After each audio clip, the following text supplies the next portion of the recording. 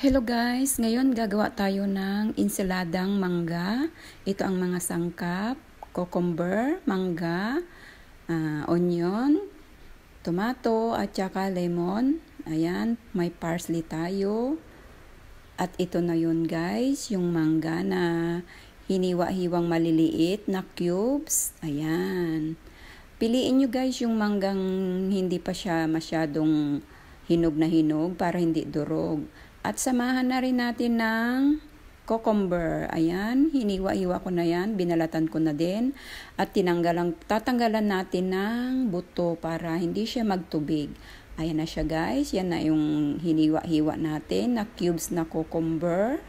Ayan, medyo maliliit lang naman guys. Katulad ng manggang hiniwa natin kanina, ito na siya ngayon. Ayan, ilalagay na lang natin siya sa bowl at ihalo natin yung hiniwa din natin na cucumber. Ayan, yellow siya. Pero hindi pa siya hinog. Ayan, pagaluin na natin yung mangga at saka cucumber. And then, yung slice din na tomato na tinanggalan ko rin ng buto para hindi siya magtubig. Ayan, hinalo ko na rin yung mga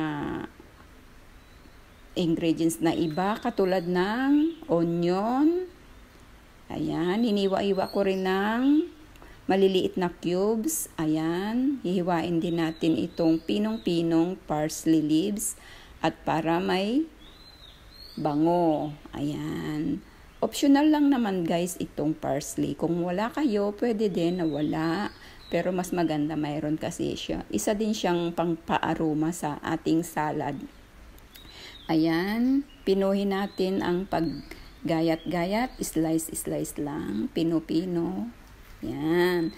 At hahaluan din natin ng lemon. Ayan. Slice natin, kukunin natin yung juice niya at ipipiga natin siyan. Tinanggalan ko na rin ang buto. Ayan, ihalo natin dito at lalagyan din natin ng paminta. Siyempre, pepper powder. Yan. At sugar. Yan. Nandyan na rin yung sugar. Tapos, ihalo-halo na lang natin. Then, mamaya, lagyan natin siya ng salt para pampalasa. That's it, guys. Masarap to. Yan. Halo natin yung parsley. Yan. Halo uli. Then, yan. Lalagyan natin ng salt para ang salt kasi ay pampalasa. So, halo-halo natin. Ayan na siya guys. Ayan.